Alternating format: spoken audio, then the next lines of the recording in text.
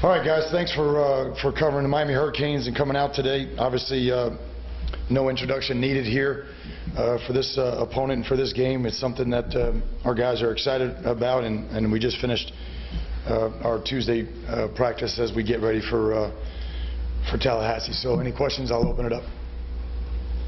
Now, Mike Weiss is playing a lot more. Yes. These last few games, the influence he's having on defense, having him in that rotation there. Yeah, I think it's important. It's keeping us fresher. It's keeping us healthier, and he's done a really good job, man, of keeping his weight down. And now he's starting to have an impact on the defense, and he's a really strong force in there. So not only can he make plays, but he can also keep centers and guards from getting to our linebackers, which is critical. Al, Tyreek is a run stopper. How has he improved? Yeah. He's not bigger. Yeah, he has. He has gotten stronger. Tyreek right now, he's in that group of guys over the last month that have really improved. I think of Kirby and Brad Kaya and so many others, but he certainly is a guy that has really improved a lot lately. He's playing more physical. He's stronger than he has been, and he's always had had the ability to pass rush, but now he's bringing more strength to it, and he's better on first and second down than he has been. Coach, you're talking about blocking out the noise, especially in a week like this. How much more challenging is it in the era of social media compared to days when you played? Yeah, well, that's a challenge. There's no question, because you don't really get a reset button, or back when I was playing, it was like you'd have to send a telegram or call somebody. So there's a lot of time, or you'd have to actually go up in their face and tell them. So I think you just got to be careful with the guys, because you hit send and a million people see it, and so we just ask them to be cognizant of that and be careful. And that's not just about this game; it's about how they represent themselves and in our football program and our community. So, but I think because of the heightened awareness, they need to be careful. What do you say to your guys? I know you always say one game at a time. What do you say to your guys when you're facing an opponent of this magnitude? What do I say to them? I don't say anything different. We have to practice well. We have to prepare well. We have to be locked in. Whatever things that we need to improve or fix in all three phases, we have to do that. So I don't let, and I'm being honest, I don't let anything on the outside get inside, and it's certainly not going to come from me. For instance, the magnitude of the game is not going to come from me. The magnitude of the practice, the magnitude of everybody executing, those are the things that the guys need to focus on, because that will lead to the outcome. Is there a healthy level of trash talk? A thing being not like on social media, as long as it doesn't cost you. Yeah, I think we just don't want to cross the line ever. We don't want to get selfish penalties. But if you're confident, if you're communicating really well, and you're playing well, and you're in the zone, I think it's natural for a lot of our guys. How did Eric Flowers look out there? Good. Again, I wouldn't say we're cutting him loose yet, Manny, but he made progress. And to follow up on yesterday, he didn't go backwards, that's the relief that we needed to see. I think it's in your depth chart. It was Trevor Darling as starting on tackle. Is that right? Well, he and John, if Eric doesn't play, those two guys will be playing tackle like they did last week. I thought maybe, how did John get a tackle? Good. They both can play either side. I think Trevor played both sides in the game. Maybe I'm wrong. And obviously we got to see how Eric progresses the rest of the week. Those are the three tackles that we'll see in the game. The guys, it seems like they bought into this is just another game mentality, but is there a point where it's to your advantage to tap into the electricity of knowing that it is a rivalry? Yeah. Undefeated team, et cetera, et cetera? I don't know if anybody's saying it's just another game, so I don't, by answering your question, I don't want to buy that quote. I don't want to say that. I just think, from our standpoint, it's the next game, and it's a pivotal game, and it's against a rival, and but I don't think there's any question that we're going to tap into that stadium and the electricity and the anticipation and the excitement. Who wouldn't? So, but thinking about that today isn't going to get us to the finish line. We need to control what we need to control. So, I think it's really important that we focus on the game and not the show that surrounds the game. And if anybody's saying it's just another game, that's what they're talking about, not the fact that it's Florida State. Some of the defensive players have talked about, that we talked to today, talking about playing more aggressive over these last few games. Not that the play calls are more aggressive, but the manner of execution is more aggressive. Has there been any shift in the way that the defenses play over these last I think and there's no question. We're tackling better. We're finishing our movements better. We've been very unselfish. I know you guys are tired of hearing me say it, but the ball is going where it needs to go. And it's going to the unblocked player, and the unblocked player is finishing it, is making the tackle. So we're working good collectively. We're going to have to be at our best Saturday night. There's no question about it. But we haven't really changed,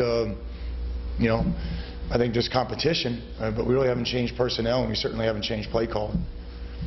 I have to see how this team has progressed in reacting to adversity. Does it look like early on there's something went wrong with us, kind of maybe steamrolling effect? How has this team progressed? Well, I mean, there's a lot of guys that we weren't counting on back in July that have stepped up very nicely. So I think that has helped us, whether it's Trevor Darling or Nick Linder and Brad Kaya, Joe Yerby, Darian Owens, and Chad Thomas, a lot of young guys that have really stepped up for us, which is great. But I think we're getting excellent leadership right now, and we're really just focusing on what we need to control every day and what we can control every day and nothing else. And it's really important that we keep that mindset this week. Al, have you over the last month been any more involved in defensive game planning than you were, say, the first month? No, I'm involved in all three phases. At the end of the day, I'm responsible for it all. So when it doesn't do good, again, it's my responsibility. We've made progress. We got a great challenge Saturday night, but again, I think our staffs are working their tails off, and I think our players we're getting leadership. We're getting excellent practices and preparation, and we're playing unselfishly right now, all three phases. Has Nick Linder exceeded your expectations of the Covenanters? Yeah, I don't know if he's exceeded our expectations, but that's a high standard family now. That's a high standard family, and he certainly has. He's exceeded where we probably thought he would be physically. He's gained a lot of weight since he arrived back in May or June or whatever it was, and he certainly is strong. So I think those things have helped. He's always been rugged. He's always been smart, hard worker. So really pleased with the direction he's going. In terms of recruiting in this game, the kind of impact it can have with the number of kids that are going to be there watching both games. I mean, how big is that in terms of just the... Yeah, it's always big, but it's 365 days a year down here. It really is, and so it is big. There's no question about it. But they were champions last year, and from our standpoint, we're trying to get there. And I think a lot of recruits see it as an opportunity to help us get there. And I can't speak for them, but from our standpoint, we still need help building it and getting there. And there's opportunity when you're building it for guys to come in and impact your program, and that's really all our focus is on. Other than that, we got to prepare for the game. But we're recruiting the day before, the day of, and the day after, irrespective of it. Yesterday, Jibbo said you guys are now a better team than the 7-0 team that won the last year. Do you feel that way out? Again, I always hate doing that. Again, I think the team that we had last year were great kids, delivered us through just an awful time, fought their tails off, and there's a lot of things that we all wish we could have done better, but those guys were phenomenal, and those guys got us through a really difficult time. And but I think we are improving, but it's not really based on last year. It's based on who we are right now and where we want to go. And I don't think Manny could have improved this year if it wasn't for all the young guys that are starting to step up in the leadership that we've gotten. Where do you see the biggest improvements from that team that finished last year to this team now? Well, we talked about some of them. I mean, we're playing more unselfish in all three phases. We're understanding how each phase impacts the other, whether it's special teams, offense, defense. How third down offense impacts the defense, how running the ball impacts the defense, how the defense getting off the field or getting takeaways helps the offense, how field position has an impact on the game. So I think a very unselfish group right now.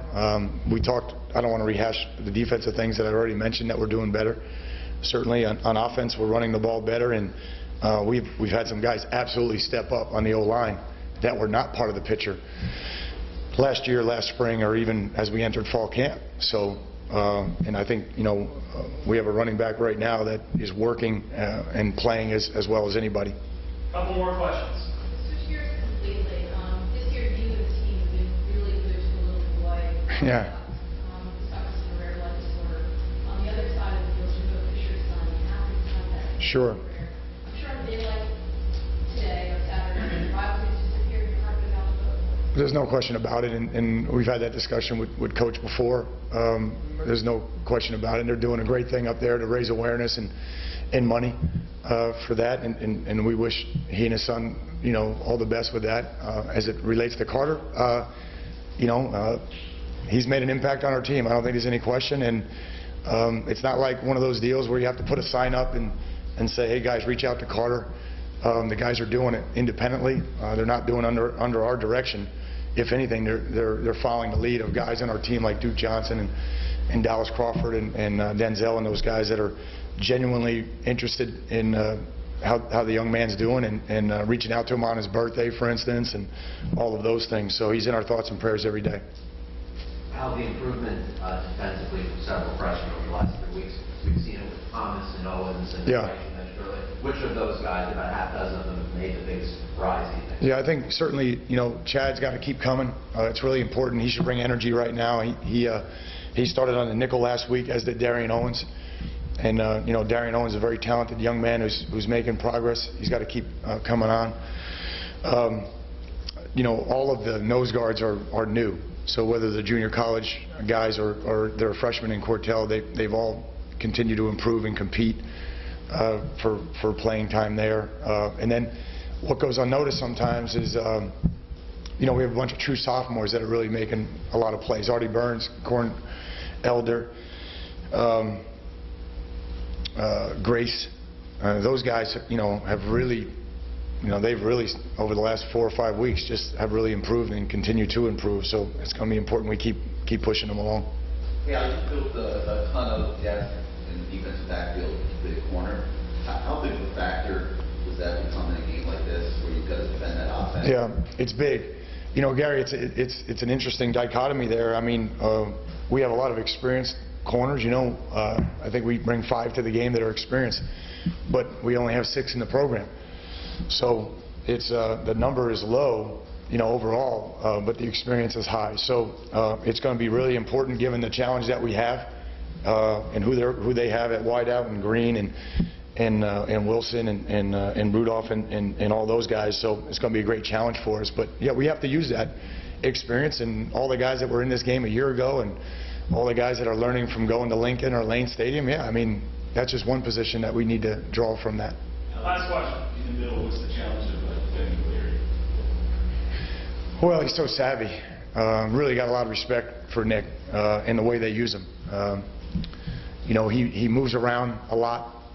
He's unselfish in terms of his pass protection and his blocking for the run game, and he's just savvy in zones, and then he can get open in man. He's got good hands and can finish plays. He's always been a red zone threat to them. So those are just some of the things that come to mind, Matt. That's a young man that's very savvy without the football, and that gives him an opportunity to get the football, whether it's sitting down in zones, and he just has a really good feel for it, and obviously he has a lot of experience doing it. Okay, guys, have a great week.